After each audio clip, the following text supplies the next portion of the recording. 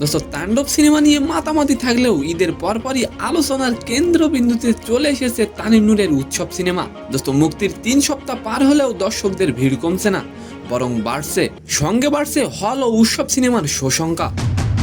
তবে মুক্তির 16 দিনের মাথায় উৎসব সিনেমা যে সাকিব খানের তাণ্ডব সিনেমাকেও পিছনে ফেলবে, সেটা হয়তো কেউ আশাই করি নাই।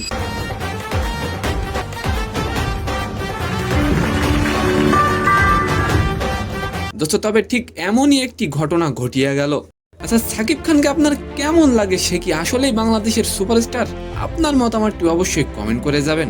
দোস্ত মাত্র 16 দিনে উৎসব সিনেমার টিকিট বিক্রি ছাড়িয়েছে 2 কোটি টাকার উপরে। মুক্তির 18তম দিনে মাল্টিপ্লেক্সের 29টি শো থেকে সিনেমাটি ইনকাম করেছে 21,78,000 টাকা। দোস্ত মজার বিষয় হলো, একই দিনে সাকিব খানের তাণ্ডব সিনেমাটি 58টি শো নিয়ে আয় করে 19,62,000 টাকা। হিসাব করে দেখা যায় উৎসব সিনেমার চেয়ে অনেক পিছিয়ে আছে তাণ্ডব সিনেমাটি। দোস্ত বলে রাখি, উৎসব একটি পারিবারিক সিনেমা, যা দেখার পর দর্শকরা আবেগে ফিরে যাচ্ছেন।